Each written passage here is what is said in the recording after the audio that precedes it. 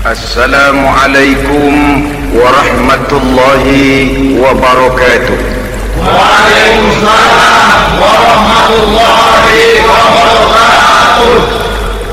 Bismillahirrahmanirrahim. Alhamdulillahi rabbil alamin. Wassalatu wassalamu ala ashrafil anbiya'i wal mursalin, imamil muttaqin, sayyidil ghurril muhajjalin, wa ala alihi wa ashabihil mujahidin at-tahirin, amma ba'du.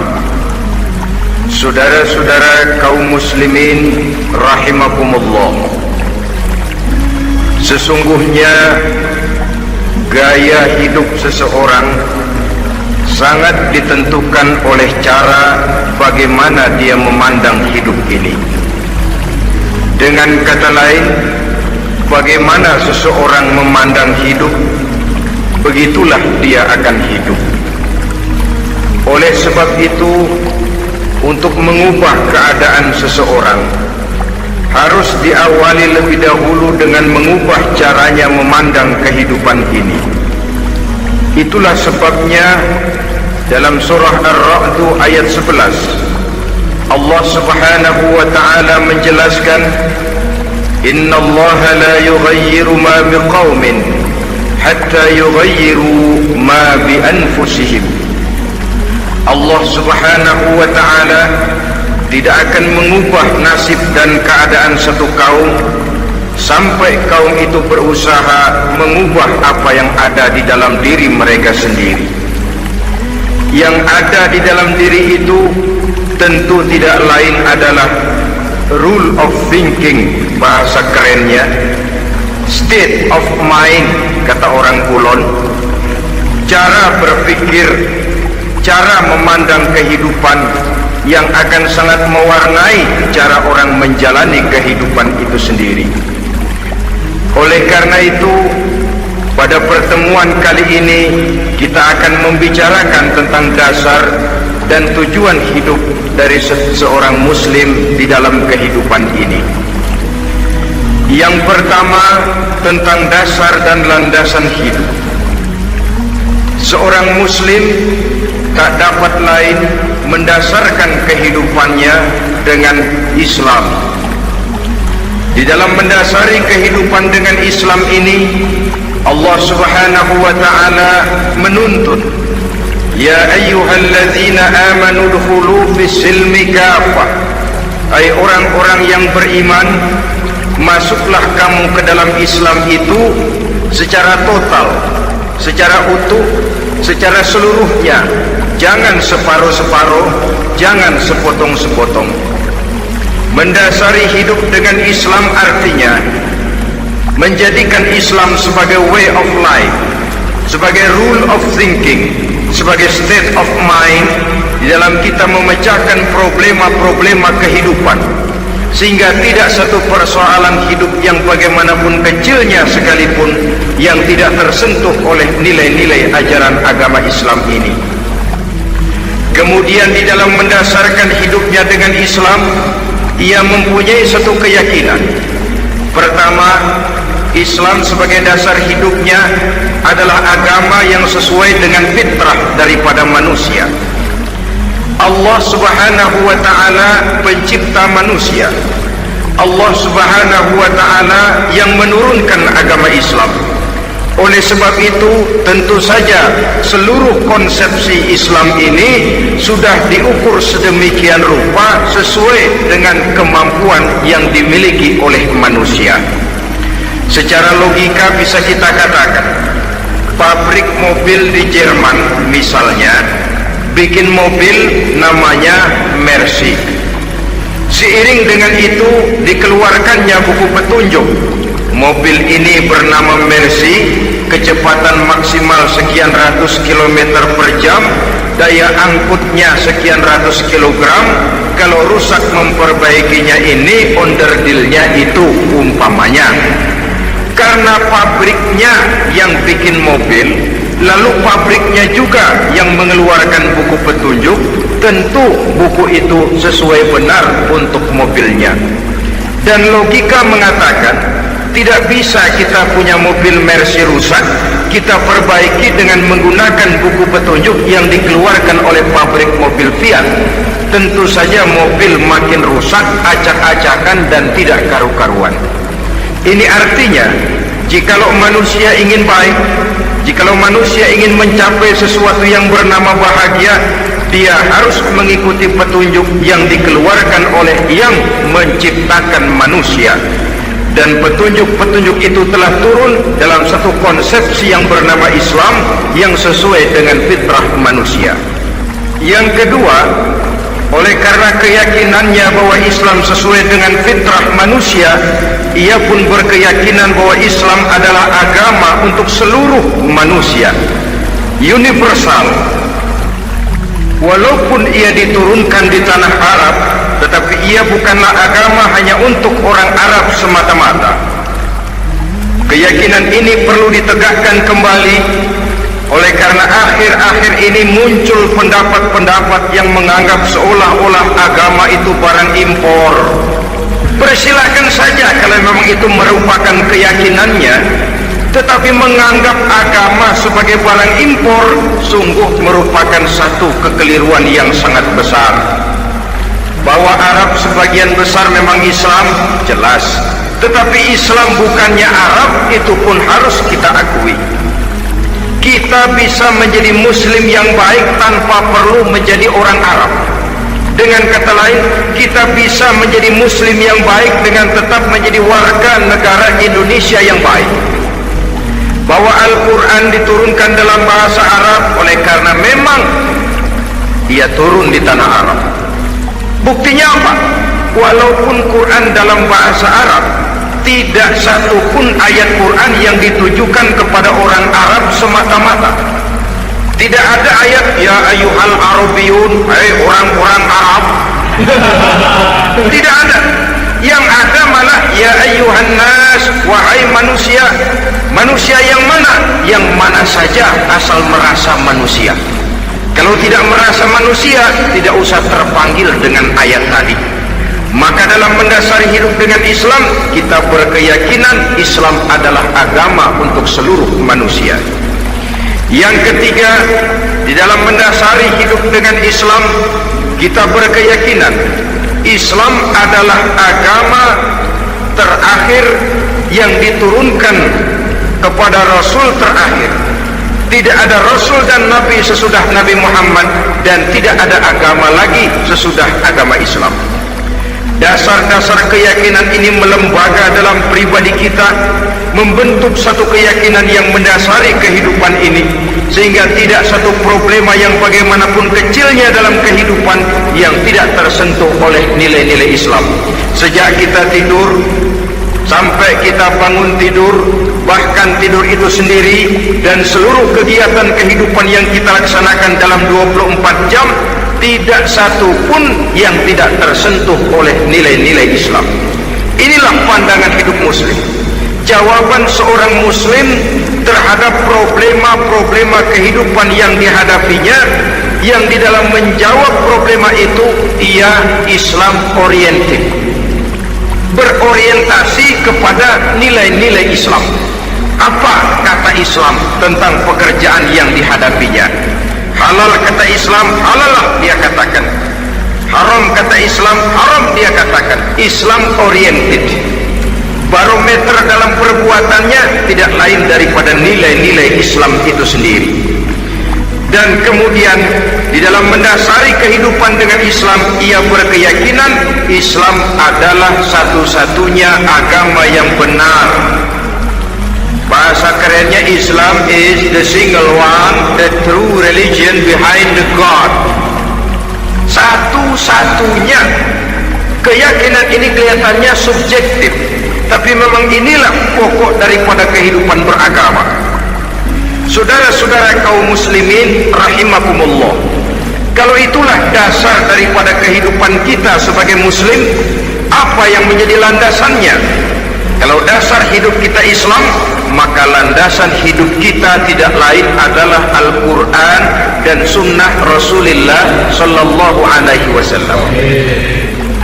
Dunia penuh dengan orang-orang besar, dan setiap orang-orang besar itu mempunyai ajaran-ajaran yang pernah jaya, pernah dikumandangkan, didengung-dengungkan, naik ke panggung sejarah untuk kemudian tenggelam. Satu ajaran hanya akan langgeng, satu ajaran hanya akan tahan lama apabila dia turun dari sumber yang serba maha. Kalau dia turun dari manusia, maka sifatnya hanya musim. Yang namanya musim, saudara-saudara, namanya musim tidak bisa dilarang. Tapi kalau sudah selesai, habis sendirian. Itu musim namanya. Musim rambutan. Kalau datang musim rambutan, apa bisa dilarang? Gak boleh musim rambutan. Ya tidak bisa, dia akan tumbuh terus. Tapi manakala musimnya habis, begitulah nasib dari ajaran yang nisbi, relatif dan temporer apabila dia bersumber dari manusia. Maka satu ajaran hanya akan langgeng, tahan lama apabila dia turun dari sumber yang serba maha. Dan itu sudah turun bernama Al-Quranul Karim. Sedangkan sunnah, saudara-saudara, merupakan penjelasan dari apa yang oleh Quran tidak dijelaskan dalam bentuk yang detail, melengkapi apa yang oleh Al-Quran hanya disebutkan dalam bentuk garis besarnya saja. Baik Quran maupun sunnah kita sebut merupakan dasar, landasan yang primer. Sedangkan untuk memahami Quran dan sunnah, kita memerlukan pendapat-pendapat orang yang ahli di bidang itu. Dalam hal ini kita sebut saja dengan ulama. Dan ini merupakan sumber yang sekunder dari landasan hidup kita sebagai seorang muslim. Dua rel ini, Quran dan sunnah, merupakan landasan di mana kereta api Islam ini berjalan. Quran dan sunnah. Saudara-saudara kaum muslimin rahimakumullah, oleh karenanya marilah kita menjadikan Quran dan sunnah ini sebagai imam di dalam kehidupan kita. Bukankah Rasulullah sallallahu alaihi wasallam pernah memberikan pilihan, man ja'ala al-Qur'ana amamahu qadahu ilal jannah wa man ja'ala al-Qur'ana khalfahu saqahu ilan nar. Siapa yang meletakkan Quran di depannya, dijadikannya Quran sebagai imam dan dia sebagai makmum, maka Al-Quran akan membimbing dia ke surga. Ya, surga di dunia ini, lebih-lebih lagi surga di akhirat nanti. Sebaliknya, wa man ja'ala al-Qur'ana khalfahu, siapa yang meletakkan Quran di belakangnya, dia belakangi ajaran dan konsepsi Al-Quran, dia tinggalkan perintah-perintah Al-Quran, maka Al-Quran yang dibelakanginya itu akan mendorong dia ke neraka. Neraka dunia, lebih-lebih neraka di akhirat nanti. Pilihan terserah kita. Jikalau kita mau menjadikan Quran sebagai imam, artinya kita menjadi makmum. Resikonya dimanapun, makmum wajib ikut imam. Imam takbir, makmum takbir, imam ruku, makmum ruku, imam i'tidal, makmum i'tidal. Jikalau Quran imam kita dan kita adalah makmum, maka itu berarti jikalau ke barat komando Quran, ke barat kita pergi. Jikalau ke timur kata Quran, ke timur kita menuju. Jikalau halal kata Quran, halal kita katakan. Jikalau haram kata Quran, haram kita ucapkan. Itu resikonya kita menjadi makmum, menyusun pola hidup yang lebih Qurani. Tapi sebaliknya, ke barat komando Quran, ke timur kita pergi, ke utara kata Quran, ke selatan kita menuju. Halal kata Quran, malah kita tidak mau melaksanakannya. Haram kata Quran, kita senang bukan main. Artinya kita mau menjadi makmum, dan Quran kita jadikan sebagai makmum, kita sendiri malah mau menjadi imam. Kita paksa konsepsi Al-Quran itu supaya sesuai dengan naluri kemanusiaan kita, mengotak-atik hukum, menghalalkan yang haram, mengharamkan yang halal. Dikala itu landasan hidup kita sudah goyah, tidak lagi sebagai landasan tempat kita bertolak, tetapi malah menjadi satu landasan yang kita injak-injak. Sesungguhnya saudara-saudara, Quran tidak akan membawa berkah, tidak akan menjadi rahmatun wa syifaun lil mu'minin, menjadi penyembuh, menjadi rahmah bagi orang-orang beriman apabila yang kita baca itu kita injak-injak di dalam kehidupan. Upaya menyusun hidup yang lebih Qurani ini seiring dengan usaha kita menjadi warga negara yang baik, yang saya katakan di awal tadi, tidak saling dan tidak harus saling bertentangan. Jadi dengan demikian dasar hidup kita sebagai muslim adalah Islam, dan landasan hidup kita tidak lain adalah Al-Quran dan sunnah Rasulullah Sallallahu Alaihi Wasallam. Ini landasan tempat kita bertolak. Ini yang mewarnai gaya kehidupan kita. Apapun yang mau kita lakukan, tempat kita bertanya lebih dahulu Quran dan sunnah. Saya mau melakukan pekerjaan ini, apa kata Quran? Saya mau pergi ke tempat ini, apa kata Quran? Saya mau berusaha dengan mengerjakan perusahaan ini, apa kata Quran? Merupakan landasan daripada kehidupan kita. Ini yang saya katakan tadi, membentuk rule of thinking, state of mind, bahwa gaya kehidupan kita diwarnai oleh landasan hidup yang bertumpu pada ajaran Al-Quranul Karim dan sunnah Rasulullah Sallallahu Alaihi Wasallam. Baiklah ya, ini yang pertama tentang dasar dan landasan hidup. Yang kedua tentang tujuan hidup. Kalau sudah ada landasan tempat kita bertolak, lalu kemana pantai yang akan kita tuju? Mau apa sih kita hidup ini? Berleha-leha, menjalani acara rutin, bangun tidur sampai tidur lagi, kemudian besok begitu lagi, sampai menunggu datangnya sang ajal? Atau ada satu tujuan yang akan kita capai di dalam kehidupan ini? Apabila kita teliti, maka Al-Quran mengajarkan tujuan hidup setiap muslim pada dasarnya ada dua. Pertama, kita sebut saja tujuan jangka pendek. Tujuan jangka pendek itu sasarannya dunia sekarang ini. Bentuknya horizontal, targetnya agar setiap pribadi muslim menjadi rahmatan lil alamin, rahmat bagi lingkungannya. Inilah yang oleh agama dinamakan hablum minan nas, yang isinya adalah ilmu dan peradaban.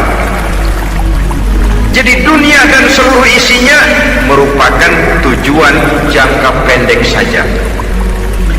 Untuk mencapai tujuan jangka pendek, dunia dan seluruh isinya, unsur penunjangnya adalah pendidikan, pengalaman, atau nasib.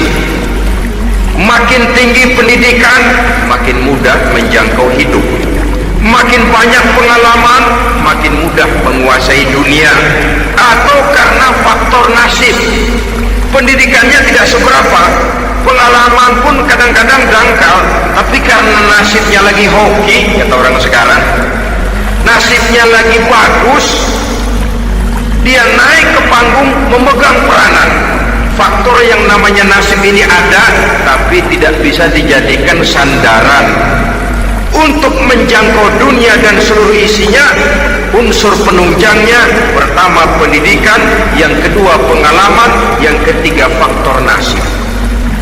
Oleh karena itu, apabila kita ingin mudah mencapai dunia, yang pertama harus kita laksanakan bagaimana menempuh satu pendidikan. Di zaman sekarang orang terangsang untuk hidup dalam pola yang oleh orang-orang priangan disebut hardolin.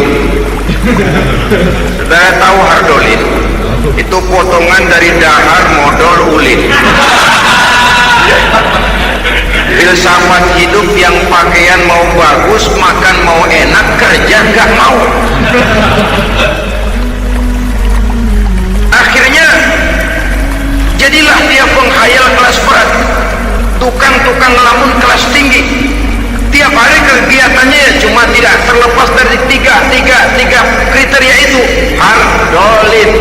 Pokoknya kalau sudah dahar, modal, ulin, besok ya begitu lagi. Pola dari dimana orang pakaian mau bagus, makan mau senang, duit mau punya, kerja tidak mau. Kadang-kadang mau kerja tapi tidak tahu apa yang harus dikerjakan, ditambah oleh sempitnya lapangan pekerjaan, tidak tahu apa yang harus dikerjakan, dilatar belakangi oleh tidak adanya pendidikan yang dia terima, sehingga mau kerja apa lalu bingung. Oleh karena itu, terutama buat adik-adik remaja, para pemuda, saya berpesan untuk menjangkau dunia, yang pertama harus kita jalani bagaimana membina diri, mendidik. Taruh kata drop out, putus sekolah, tapi drop out bukan halangan bagi tumbuhnya cita-cita yang mulia. Bahkan ada orang bilang many a great man starts as a newspaper boy. Banyak orang-orang besar yang memulai pekerjaannya dagang koran. Putus sekolah bukan merupakan halangan bagi tumbuhnya cita-cita yang mulia. Dan tidak sedikit orang-orang besar yang tidak keluaran perguruan tinggi. Tidak sedikit orang-orang besar yang tidak merupakan produk dari perguruan tinggi tertentu, tapi kerajinannya belajar, banyak membaca, banyak bergaul, autodidak. Syukur kalau masih bisa menempuh pendidikan yang formal. Kekurangan ekonomi, kemiskinan keluarga jangan menjadi penghalang bagi tumbuhnya cita-cita yang tinggi untuk menempuh karier pendidikan yang baik. Ini memang baik, tapi bagaimanapun kata orang, lebih baik makan singkong beneran daripada makan roti ngimpi. Artinya jikalau memang perlu, lebih baik sekolah sambil dagang koran, nyemir sepatu, parkir mobil, daripada hardolin itu tadi. Tanpa prospek hari depan yang ada artinya. Dan pendidikan memang merupakan sesuatu yang baik, tapi tanpa ini rasanya kita akan sulit untuk menjangkau dunia tersisih di pojok-pojok kehidupan. Jangan lalu bilang, manusia kan rezekinya sudah dijamin oleh Allah, ayam saja ada rezekinya. Of course. Tapi jangan lupa, cara ayam cari rezeki dengan cara manusia cari rezeki lain. Kalau ayam cari rezeki dari tahun atu, modalnya cuma ceker sama patok. Kalau ayam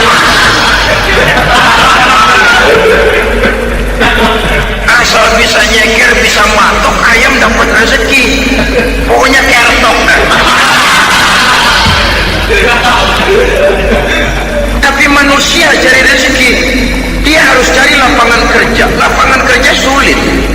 Sudah dapat lapangan kerja, harus punya keahlian. Untuk memperoleh keahlian harus dengan pendidikan. Berhadapan lagi dengan saingan-saingan, karena pasaran tenaga kerja tiap tahun puluhan kalau tidak ratusan ribu pasaran tenaga kerja yang masuk lapangan kerja. Ini kenyataan. Semakin ke depan, oleh tingginya tensi ekonomi, oleh persaingan hidup yang makin tajam, oleh makin menggejalanya pola pikir industrialis yang membuat manusia individu, nilai-nilai semacam ini akan terasa makin berat. Oleh karenanya, tanpa pendidikan sulit untuk menjangkau dunia. Yang kedua, pengalaman, tenaga expert.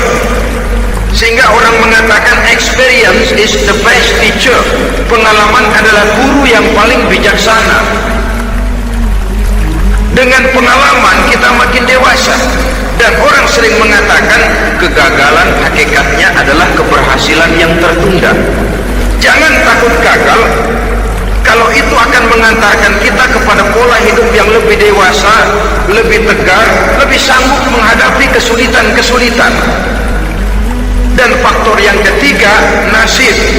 Kadang-kadang orang pendidikannya tidak ada, kadang-kadang pengalamannya tidak seberapa, tapi karena nasib, engkongnya misalnya jadi komandan Hansip, dia naik jadi anggota Hansip. Itu karena faktor nasib saja. Yang ketiga ini ada, tapi tidak bisa dijadikan sandaran dalam arti bahwa kita lalu mengandalkan nasib. Lo nanti udah gede mau jadi apa? Gua sih gimana nasib aja dah. Jadi orang syukur, jadi gembel nasib. Tidak bisa kita menghadapi hidup dalam satu alur spekulasi. Tidak bisa kita menjalani skenario kehidupan ini dengan bersikap untung-untungan. Karena kehidupan walaupun tidak bisa dipastikan, paling kurang bisa dirancang, bisa direncanakan, bisa ditargetkan, bisa dianalisa kemungkinan-kemungkinannya. Walaupun tidak bisa dipastikan, tapi bisa diperhitungkan. Sebagai manusia yang terikat oleh causality, oleh hukum sebab akibat, sewajarnya kita memperhitungkan kemungkinan-kemungkinan itu. Kira-kira 5, 10, 15 tahun yang akan datang, sejauh mana kesulitan-kesulitan dalam kehidupan ini, sejauh mana persaingan dalam hidup, sejauh mana tenaga kerja dibutuhkan, sejauh mana keahlian dan skill menunjang ke arah itu. Kalau tidak, kita akan tersisih di sudut-sudut kehidupan untuk lebih banyak jadi penonton daripada menjadi pemain.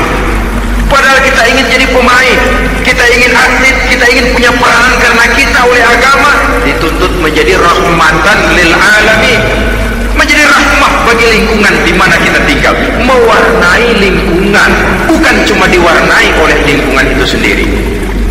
Itu tadi tujuan jangka pendek sebagai tujuan yang pertama. Yang kedua, tujuan jangka panjang. Tujuan jangka panjang ini sasarannya adalah akhirat. Bentuknya vertikal, targetnya adalah mardotillah atau ridho daripada Allah. Dan ini yang oleh agama dinamakan dengan hablum minallah, tali vertikal yang menghubungkan manusia langsung dengan Tuhannya. Untuk mencapai tujuan jangka panjang akhirat ini, unsur penunjangnya adalah prestasi ibadah.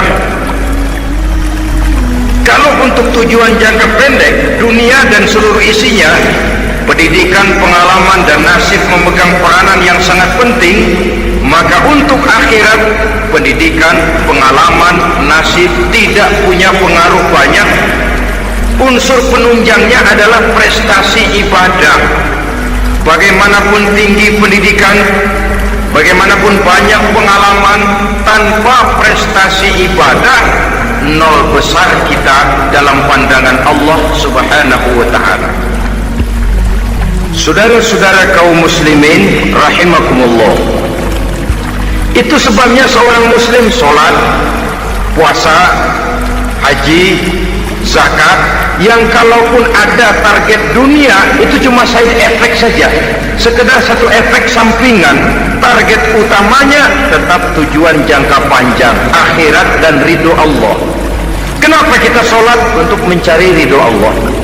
Kenapa kita laksanakan ibadah haji? Untuk mencari ridho Allah. Kita bangun di keheningan malam untuk mencari ridho Allah. Kalau ada akibat dunia, itu cuma akibat sekunder saja. Ada misalnya orang karena tekun ibadah rezekinya lancar, itu baru persekot, baru tanda jadi. Kadang-kadang persekotnya saja sudah nikmat kok, apalagi cashnya, kontannya. Sebaliknya, kalau ada orang rajin ibadah rezekinya seret, jangan jadi alasan. Kok lu nggak sembahyang? Alah, tetangga gua rajin sembahyang melarat terus. Ya memang sholat itu bukan dengan target dunia, target akhirat, saudara-saudara. Oleh sebab itu, seorang muslim adalah seorang yang berpandangan luas, berjiwa lapang. Maksudnya apa? Tujuan jangka pendek dan jangka panjang ini harus dia raih kedua-duanya. Ini yang oleh Al-Quran diajarkan agar setiap muslim mencapai fid dunia hasanah wa fil akhirati hasanah. Kebaikan di dunia, kebaikan di akhirat, itu arti hasanah. Jangan macam orang dulu punya istri dua pergi haji, yang satu yang muda istrinya namanya Hasanah, yang satu namanya Khadijah. Waktu tawaf keliling Ka'bah, si suami ini nggak bisa doa apa-apa kecuali Rabbana Atina itu. tiap putaran Rabbana atina fid dunya hasanah wa fil akhirati hasanah, putaran kedua Rabbana atina fid dunya hasanah wa fil akhirati hasanah. Ini istri tuanya yang namanya Khadijah dengerin aja. Akhirnya di satu saat dia colek suaminya, Bang, mentang-mentang Hasanah bini muda disebutin melulu, saya dong disebutin dalam doa. Iya dah, Pak, putaran selanjutnya suaminya blow on juga. Putaran kedua dia baca Rabbana atina fid dunya hasanah wa fil akhirati Khadijah. Saudara-saudara, itu makna refleksi daripada doa tadi itu, doa sapu jagat. Kita ingin fid dunya hasanah wa fil akhirati hasanah. Tujuan jangka pendek dunia tercapai, tujuan jangka panjang akhirat dan ridho Allah juga tergapai. Oleh sebab itu Al-Quran menjelaskan wabtaghi fima atakallahu ad-daral akhirah wa la tansa nasibaka minad dunya. Dengan karunia yang diberikan Allah kepadamu, carilah bahagia akhirat. Wa la tansa nasibaka minad dunya, tetapi jangan lupakan bagianmu dalam kehidupan di dunia ini. Cari akhirat, utamakan akhirat dengan tidak usah melupakan jatahmu di dunia. Kenapa saya katakan seorang muslim berjiwa besar? Sebab andai kata dia gagal mencapai tujuan jangka pendek, andai kata dia gagal di dunia, dan dia oleh Islam diajarkan jangan sampai gagal, tapi andai kata dia gagal, dia masih punya tujuan jangka panjang, akhirat dan ridho Allah. Dia masih bisa menghibur diri, biarlah di dunia kita sederhana, bahkan biarlah susah di dunia, asal di akhirat kita bahagia. Orang yang tidak punya pandangan hidup semacam ini, surgalah dunia ini, segalanya telah tertumpu di sini. Bila umurnya selesai, ajalnya datang, selesai sudah, surganya sampai di situ, dan dia tidak punya pengharapan lain di belakang itu. Maka seluruhnya bertumpu pada kehidupan di dunia, padahal dunia seperti air laut, makin diminum makin haus, makin kering tenggorokan. Dunia yang diperturutkan menyeret manusia ke dalam lingkaran setan, terjebak dalam sifat yang namanya tamak bin rakus alias serakah.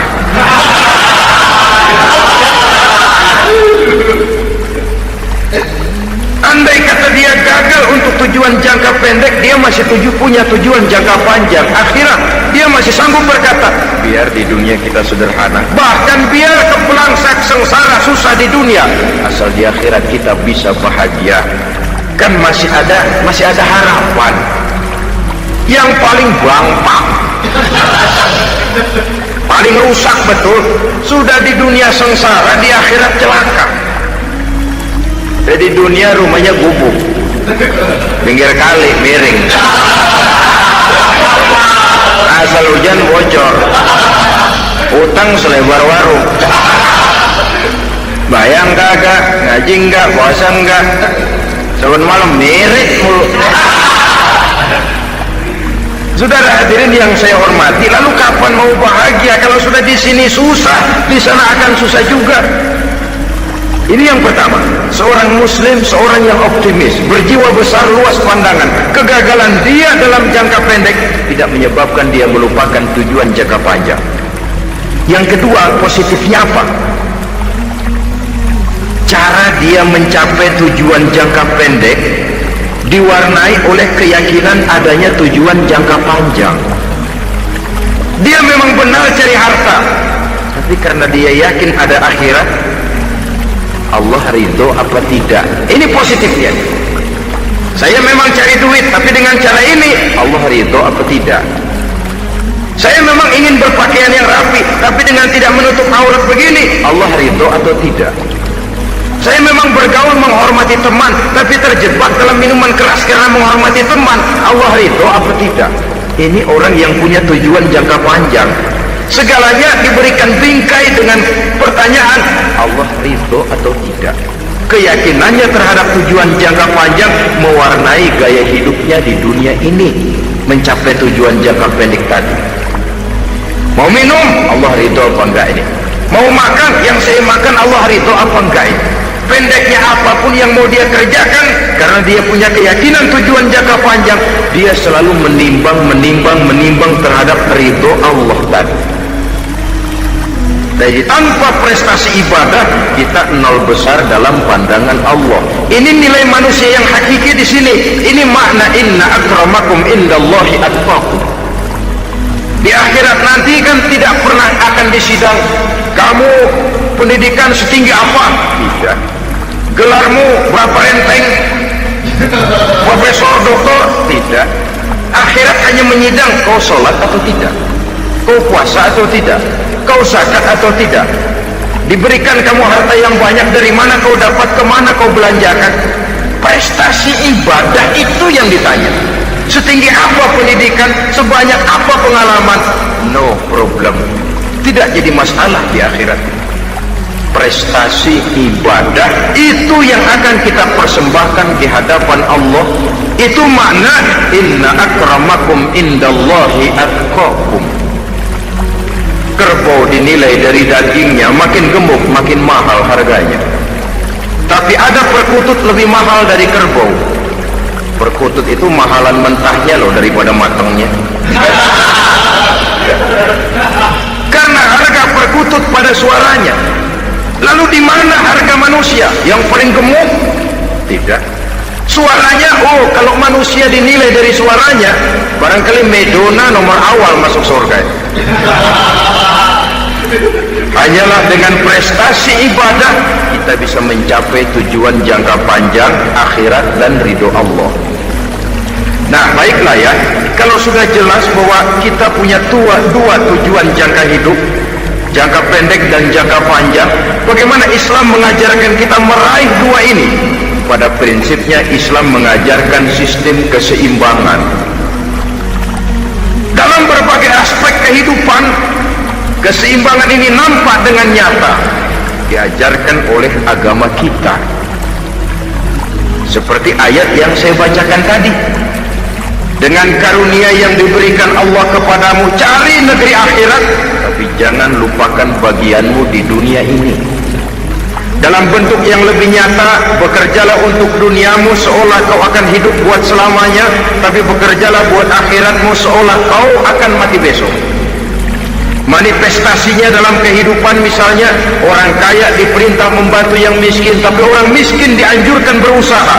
Jangan mengandalkan hidup kepada yang kaya, seimbang. Kamu kaya, betul Pak, bantu yang miskin.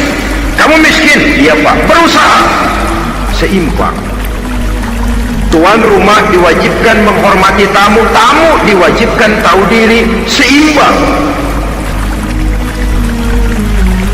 Jadi bagaimana kalau sudah kita bekerja di sawah, di ladang, di pasar, di kantor, anggap kita akan hidup selamanya agar timbul gairah kerja.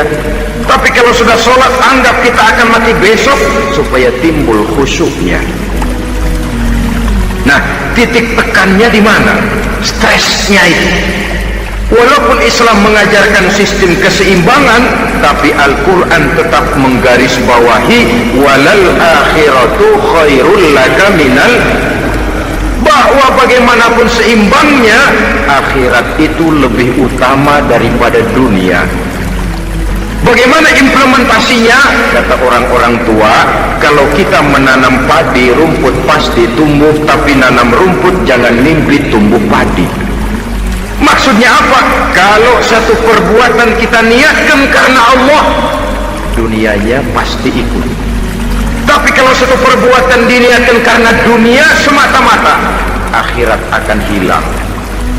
Sebab itu, biasakanlah berbuat sesuatu baik untuk tujuan jangka pendek, lebih-lebih untuk tujuan jangka panjang, dengan motif lillahi ta'ala.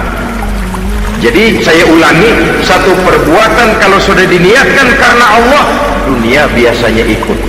Tapi kalau diniatkan karena dunia semata-mata, akhirat akan luput. Padahal itu titik tekannya, walal akhiratu khairul laka minal ula. Saudara-saudara kaum muslimin rahimakumullah, ini tujuan hidup. Jadi landasan tempat kita bertolak sudah jelas, pantai yang akan kita tuju dalam kehidupan ini juga sudah nyata. Kita ingin mencapai apa yang dinamakan fid dunya hasanah wa fil akhirati hasanah. Untuk itu perlu ada keseimbangan, tetapi titik tekannya tetap akhirat lebih utama daripada kehidupan dunia ini. Sekarang kalau sudah ada dasar hidup, sudah ada tujuan yang akan kita capai, tentu harus ada alat untuk mencapainya. Semuanya perlu sarana. Bahkan pada hakikatnya dalam kaidah usul fikih para ulama mengajarkan lil wasail hukmul maqasid. Sarana dan tujuan hukumnya sama. Ini mestinya mendidik umat Islam jadi pinter. Jangan cuma berpikir melaksanakan satu pekerjaan, tapi juga berpikir menciptakan sarana untuk terwujudnya pekerjaan itu. Misalnya umat Islam wajib pergi haji kalau mampu, kan begitu toh? Kalau dia umat Islam Indonesia, tentu pergi hajinya ke Mekah. Mekah, Jeddah, Mekah, Indonesia perlu sarana angkutan untuk sampai ke sana. Kapal laut, kapal udara. Artinya umat Islam harus maju di bidang teknologi, bisa menciptakan pesawat, bisa menciptakan kapal laut, sarana yang akan menyampaikan dia untuk bisa melaksanakan ibadah haji. Selama ini kita bertumpu kepada pemikiran, pokoknya kan yang penting gue pergi haji pakai apa, kayak gue punya duit. Dari segi pribadi memang barangkali begitu, tapi sebagai umat yang harus mencapai kemajuan, apabila diperintahkan melaksanakan sesuatu, kita pun hakikatnya dituntut menciptakan sarana untuk menunjang pelaksanaan sesuatu itu sendiri. Agama mengajarkan an-nazafatu minal iman, kebersihan sebagian daripada iman. Siapa yang menciptakan mesin cuci, sabun-sabun keras, deterjen, rinso dan lain sebagainya? Siapa yang menciptakan air condition, pembersih ruangan? Kita hanya berpikir pokoknya kan bersih, mau pakai apa kek. Kita jarang yang berpikir kepada pewujudan teknologi modern untuk menerjemahkan hadis itu. Syukurlah belakangan ini sudah muncul teknokrat muslim yang dijiwai oleh semangat Al-Quran, membuka tabir rahasia konsepsi Islam di lapangan teknologi modern, yang makin lama makin menunjukkan tuntutan kebutuhan daripada umat itu sendiri. Dengan demikian, apabila ada tujuan hidup, kita memerlukan alat untuk mencapai tujuan tadi. Supaya tujuan fid dunya hasanah wa fil akhirati hasanah tercapai, apa alat yang harus kita pakai? Kita lihat surah At-Taubah ayat 111 memberikan jawaban. Innallaha ashtara minal mu'minina anfusahum wa amwalahum bi anna lahumul jannah. Sesungguhnya Allah telah membeli dari orang-orang beriman diri mereka, harta mereka, bahwa sesungguhnya bagi mereka adalah surga. Coba kita simak ayat ini sejenak, akan nampak dengan jelas bahwa ayat ini hakikatnya merupakan satu transaksi yang nyata benar antara kita dengan Allah.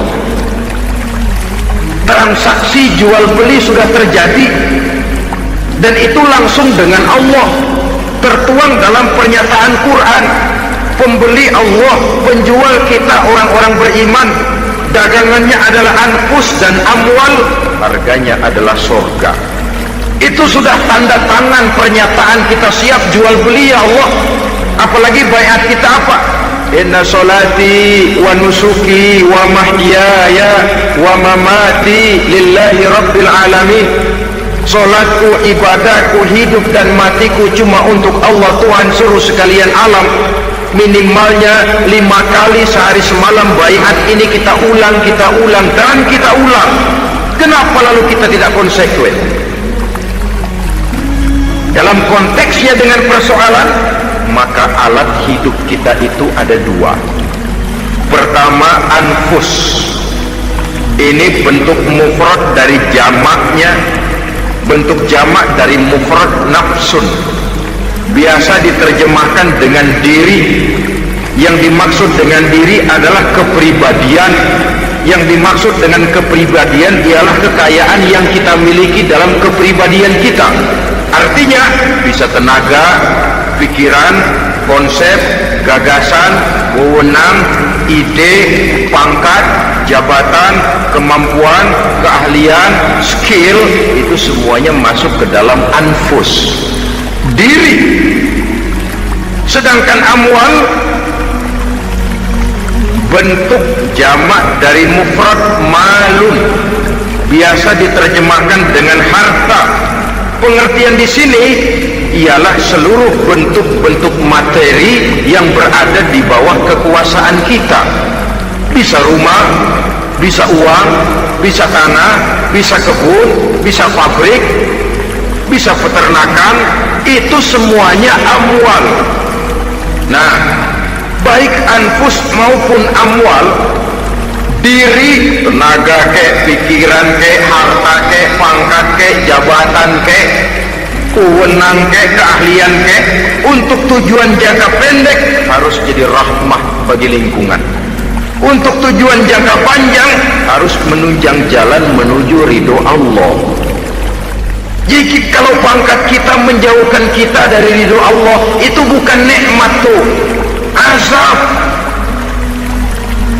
Punya pangkat bukan melakukan kebaikan, malah melakukan kejahatan, setidak-tidaknya berdiri di belakang kejahatan, melindungi perbuatan-perbuatan munkar. Dalam kelas kakap melindungi korupsi, dalam kelas teri jadi backing tukang kopok. Umpamanya itu sudah menyalahi, alat tidak digunakan untuk mencapai tujuan, itu untuk tujuan jangka pendek. Lalu amwal, harta, uang, tanah, rumah, kebun, untuk tujuan jangka pendek harus menjadi rahmah bagi lingkungan.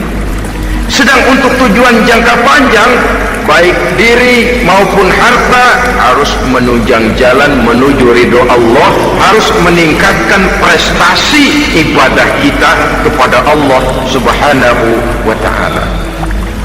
Malah yang namanya amwal ini tanggung jawabnya lebih berat loh saudara. Kalau saudara diberikan ilmu, sidang akhirat cuma satu, ilmu kau amalkan untuk apa? Saudara diberikan umur panjang, pengadilan akhirat cuma bertanya satu, umurmu kau habiskan di mana? Tapi saudara diberikan harta, pertanyaan akhirat dua, hartamu kau dapat dari mana? Kau belanjakan kemana? Dari mananya dan kemananya ditanya, depan belakang. Sebab kadang-kadang kan ada orang hartanya didapat dari jalan yang halal, dibelanjakan di jalan haram. Kerja peras keringat banting tulang setengah mati, begitu dapat duit beli buntutan, muter-muter kertas cari kode, didapat dari jalan halal dibelanjakan di jalan haram, atau didapat dari cara yang haram dibelanjakan di jalan yang baik, menang judi nyumbang pesantren. Nabi mengajarkan innallaha thayyibun la yaqbalu illa thayyib. Allah itu baik dan hanya menerima yang baik-baik saja. Tidak bisa mencuci kain dengan air najis. Kain akan tetap kotor. Saudara-saudara kaum muslimin rahimakumullah. Oleh karenanya masalahnya terpulang kepada kita, pandai-pandailah membagi orientasi. Suatu saat tenggelam kita dalam kesibukan dunia dan seluruh isinya untuk mencapai tujuan jangka pendek. Lain saat tenggelam kita memfanakan diri untuk mencapai tujuan jangka panjang, akhirat dan ridho Allah. Karena kehidupan ini bukan berjalan tanpa batas. Umur ini bukan satu karunia tanpa pertanggungan jawab. Satu saat setuju atau tidak, rela atau terpaksa, kita akan sampai kepada garis finish daripada perjalanan kehidupan dunia ini, yang memang merupakan satu perjalanan panjang, a walking tall, kata orang Kulon, a walking tall, satu jalan yang demikian jauhnya. Entoh kita akan sampai ke garis finish. Bila datang ajal, senja kehidupan datang, malam menyelimuti, Datangnya tidak pernah kita sangka, tapi sekali dia datang tidak satu kekuatan yang bisa menolak. Kehadirannya tidak pernah kita harapkan, tapi satu kali dia datang bertamu, pasti terjadi, dan itu pasti akan kita temui. Alangkah malangnya pada saat kembali itu datang, kita tidak punya prestasi ibadah. Lalu apa artinya prestasi dunia? Apa artinya tujuan jangka pendek kalau kita harus kehilangan tujuan jangka panjang? Rumah kita yang besar, pangkat kita yang tinggi, harta kita yang banyak, bisakah menolong kita untuk kalau sudah kumpul di padang mahsyar nanti? Malaikat, jangan gebukin saya, rumah saya harga 2 miliar.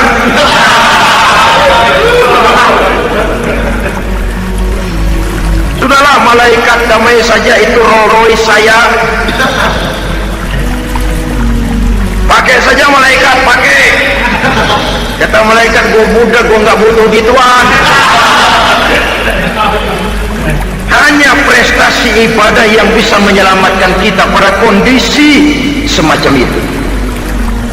Jadi oleh karena itu saudara-saudara, biar di dunia ini rumah kita besar, mobil bagus, uang banyak, pabrik ada, usaha lancar, asal di akhirat masuk surga aja, gak apa-apa. Daripada di dunia sengsara, di akhirat neraka, senangnya kapan? Sudah di sini sengsara, di sana kebelangsak. Itu yang orang-orang tua bilang lacur kuda namanya. Pelan dipecut, kenceng digentak, setengah mati serba salah. Udah kalau bisa ngomong, gue setengah mati serba salah. Pelan dipecut, kekencengan ditarik, itu yang namanya lacur kuda begitu. Serba salah posisinya. Untuk itu pandai-pandailah membagi orientasi supaya tercapai tujuan ideal ini. Di dunia hasanah wa fil akhirati hasanah. Ini tentang tujuan hidup. Nah, untuk mencapai tujuan ini kita tidak berjalan sendiri, kita perlu teman hidup. Di samping teman hidup ada pula lawan hidup. Siapa teman hidup kita untuk mencapai tujuan hidup ini? Dalam arti sempit, teman hidup kita suami istri yang taat kepada Allah. Suami istri lebih dari sekedar satu pasangan, juga saling melengkapi, merupakan bagian daripada kehidupan. Suami adalah teman istri, istri adalah teman suami untuk mencapai tujuan hidup tadi, mencapai fid dunya hasanah wa fil akhirati hasanah. Seiring, seirama, selaras, serasi, seimbang, kata orang sekarang. Teman dalam arti sempit. Adapun teman dalam arti luas, setiap orang yang pandangan hidupnya sama dengan kita, setiap orang yang akidahnya sama dengan kita, terlepas dari suku bangsa apapun, warna kulit apapun, bahasa apapun, jikalau keyakinannya sama, pandangan hidupnya sama, dia adalah saudara kita dalam artian yang luas. Islam tidak kenal teritorial, maka tidak ada itu Islam Jepang. Ya walaupun secara formalnya ada, tapi informal muslim adalah muslim, diikat dengan akidah. Itu teman hidup. Lalu lawan hidup siapa? Pertama iblis, dalam segala bentuk dan implementasinya. Yang kedua, setiap orang yang pandangan hidupnya tidak sama dengan kita secara ideologis, itulah lawan hidup kita. Maka yang teman jadikan teman, yang lawan jadikan lawan. Jangan teman dijadikan lawan, lawan dijadikan teman. Itu namanya kopiah dipasang di kaki, bakyak naik ke jidat. Wajar kalau kepala lalu jadi benjol. Salah milih teman, salah cari lawan. Salah milih teman, salah cari lawan. Akibatnya kita yang akan susah di kemudian hari nanti. Saudara-saudara kaum muslimin rahimakumullah, oleh karenanya pandai-pandailah dalam hidup ini. Yang teman jadikan teman, yang lawan jadikan lawan. Kalau lawan kita jadikan teman, sementara teman kita jadikan lawan, dan itu yang banyak terjadi dalam praktek kehidupan, kita tidak akan bisa mencapai tujuan karena akan tertarung di kaki sendiri. Nah, ini sajalah yang kita bicarakan pada pertemuan kali ini. Mudah-mudahan ada manfaatnya. Terima kasih atas segala perhatian. Mohon maaf atas segala kekurangan. Usikum wa nafsi bitaqwallah. Wassalamualaikum warahmatullahi wabarakatuh. Waalaikumsalam